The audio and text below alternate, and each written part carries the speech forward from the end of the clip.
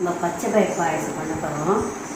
பச்சை பயிர் பாயசம் எங்கள் ஊரில் கிராமத்தில் நிறைய பெரிய பாத்திரத்தில் செஞ்சு 100 பேருக்கு மேலே வருவாங்க. அவங்க எல்லாம் விரதம் இருந்து சாமி கும்பிட்றதுக்கு வருவாங்க. இந்த விரத சமயத்தில் வயிறு காலியாக இருக்குமேன்றதுக்காக இந்த கஞ்சியை செஞ்சு கொடுப்பாங்க. அவங்க எல்லோரும் வாங்கி கொடுப்பாங்க. ரொம்ப நல்லதுமா, அந்த ஹைலி ப்ரோட்டீன், அப்புறம் வயிற்றுக்கு ரொம்ப குளுமையாக கொடுக்கும். எல்லா விதத்திலும் சிறந்தது இந்த பச்சை பயிர். வெறும்னா பைத்தம்பருப்பில் செய்கிற பாயசத்தை இந்த பச்சை பயிரில் செய்கிற பாயசத்தில் சத்தும் ஜாஸ்தி, டேஸ்ட்டும் ஜாஸ்தி.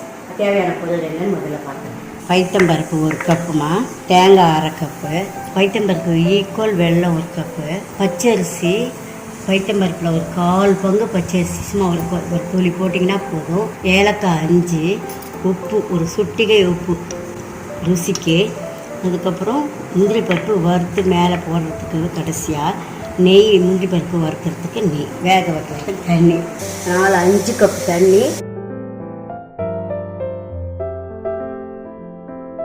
கொதிச்சுட்டுமா, சூடு ஏறி தண்ணி கொதிக்கணும். அதுக்குள்ளே நம்ம வறுக்கிறதெல்லாம் வறுத்துட்டு இருந்தோம்.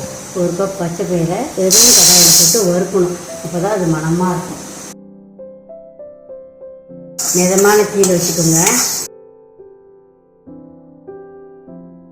பச்சை பயிர் நல்லா வாசனை கமகன்னு வாசிக்கிட்டு வறுக்கும்போது இது நல்லா வறுந்துடுச்சு. ரொம்ப கருகக்கூடாது, லேசாக தான் வறுக்கணும். இதை எடுத்துட்டு இதில் பச்சை அரிசியும் வறுத்துக்கலாம். அடுத்தது பச்சை அரிசி, இதை ரவை மாதிரி உடச்சிக்க போகிறோம். இப்போ நெய் போட்டுக்கலாம். 1 ஸ்பூன் நெய் போட்டேன். அதில் இந்த முந்திரி பருப்பை வறுத்துக்கலாம். பாயசத்தை வச்சுட்டு மேலே போடுறதுக்காக இந்த முந்திரி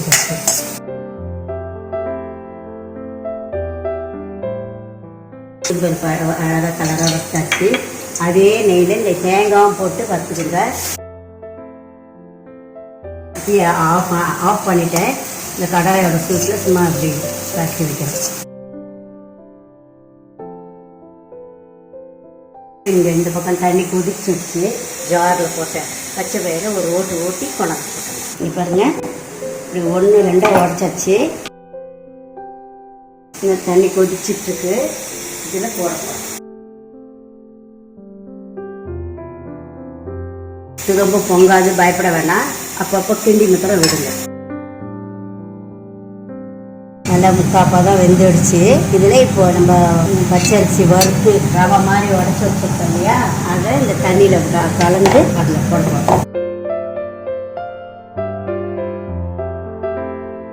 இது ஒரு 5 நிமிஷத்தில் வெந்துடும். இது வேகட்டும். இந்த பக்கத்தில் 1 டம்ளர் தண்ணி ஊற்றி பாருங்க, ஒரு துளி உப்பு போடுறேன்.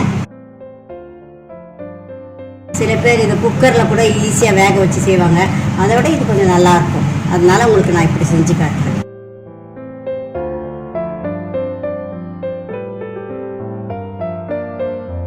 இறக்கணும். அதுக்கு முன்னாடி ஏலக்காய் போடணும் இல்லையா, சர்க்கரையோடு சேர்த்து கூழ் பண்ணி வச்சுருக்கேன்.